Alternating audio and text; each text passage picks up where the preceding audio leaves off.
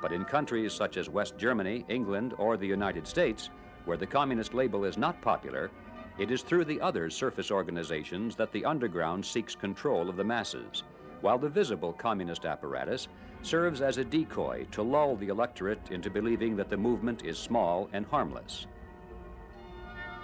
Manipulation of the public is an important part of communist strategy, but the second and equally important objective is paralysis of the target government. For this to be accomplished, it is necessary for the underground to infiltrate into the government itself. I was one of the editors of the Student Review, which was a more or less communist-controlled student paper, and Edmund Stevens. Nathaniel Weil joined the Communist Party at Harvard in 1932 after becoming convinced that capitalism was doomed and that the only other alternatives were communism or fascism. Shortly afterward, he obtained employment under the Roosevelt administration in the Department of Agriculture. After I had been at the job for about a year, when I was 23, I received a telephone call from a voice which simply identified itself as Hal from New York. And Hal asked me to meet him at a restaurant in a part of town which government officials did not frequent. I inferred, of course, that Hal represented the Communist Party. And he told me that his name was Hal Ware. He said the decision has been taken to organize a special secret cell of communists who will be totally separated from the party and will include only those people who are believed to have a big future in the government of the United States. This unit will be under the direct control of the Communist International, and you will have nothing to do with the Communist Party or any member of it. We were under no circumstances to engage in communistic talk. We were not to indoctrinate anybody, and we were not to try to recruit anybody. A lie on that is not considered a lie. Tell us some of your activities when you were a card-carrying member. Well, I think they're the usual activities for a communist member, participating in picket lines. In November of 1945, Elizabeth Bentley revealed to the FBI that for 11 years she had served as an espionage courier between an agent from the Soviet Union and members of the American Underground Organization, most of whom held key positions within the United States government. When she was assigned this position, she was told to destroy her party card and any other documentation that might prove she was a member of the party. In her book entitled Out of Bondage, she describes the instructions of the Soviet agent.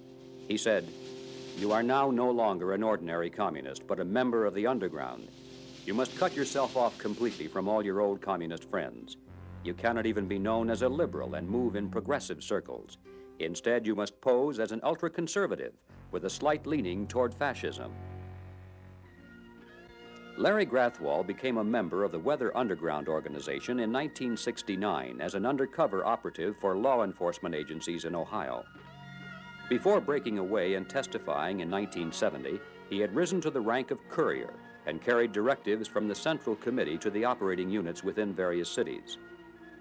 After explaining how the Weather Underground serves the purposes of the Soviet Union with control exerted through Cuba, he then explained the importance of what are called sleepers in the Soviet underground. However, I can tell you that while I was with the Weathermen, we had certain people that were recruited out of universities that were not allowed to attend meetings, that were dealt with on an individual basis by the person that recruited them. And the idea was for this person's record to be absolutely clean so that he or she could work themselves into key positions of authority and responsibility and therefore be able to do a lot of damage at the right time. Obviously, it would be best if they were in the government somewhere, but or in public utilities. But really, it was sort of like you go on and make your career as best you can, and when the time comes, we'll let you know. So this person could be a vice president or a president of a corporation, multinational or otherwise.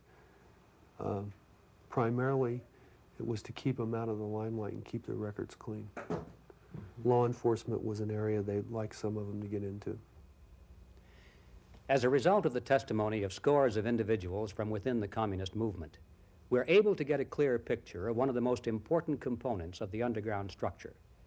This is the elite corps, the moles in high places. They have special assignments that require deep cover, and they're considered too valuable to risk being exposed, even to the rank and file of dedicated communists who themselves may belong to other parts of the underground. The important question, of course, is to what extent has this communist underground been successful?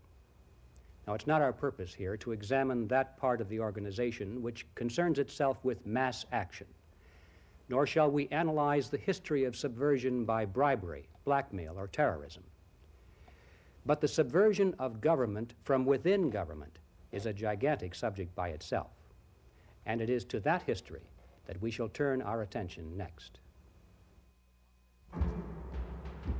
The Communist Party in the United States was officially established in 1919, only 2 years after the Bolshevik seizure of power in Russia. During the following 2 decades, over 100,000 American citizens flocked into the party. Unemployment and economic depression had convinced them that capitalism was crumbling, and a fear of the rising specter of fascism led them to embrace what they believed was the only alternative.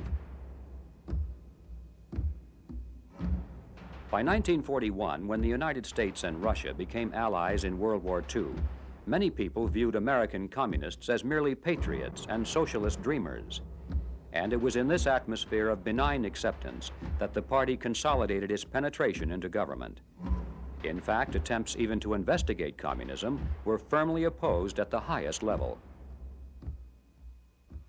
The National Maritime Union was then under control of the communists, it's not now, and they were putting their operatives on ships, and they had a network of intelligence. Robert Morris, for many years, has been a key figure in the anti-subversion program of the federal government. He was chief counsel to the Senate Internal Security Subcommittee, and during World War II was the officer in charge of the counterintelligence unit of the 3rd Naval District in Washington. After describing how President Roosevelt had ordered the Navy to allow Communist Party members to serve as radio operators with access to secret military communiques, Mr. Morris then turned to the subject of Soviet defector Viktor Kravchenko. So we had to meet him clandestinely, and he was with the Soviet Purchasing Commission. And he had with him evidence, substantial evidence, that the Soviets were using the material, the naval material that we were sending to them to fight the Germans. They were not using it for that purpose, but instead they were using it to build up a large navy in the post-war period to take on the British and the Americans. And I had extensive evidence of that. When Morris brought this information to the attention of his superiors, he was met with cold indifference, was transferred out of intelligence work, and sent to a battle station in the Pacific. Went down there and gave them all the evidence because Kravchenko was standing by, ready to give more information. So I thought it was quite a coup. And 2 days later, I received orders to get out of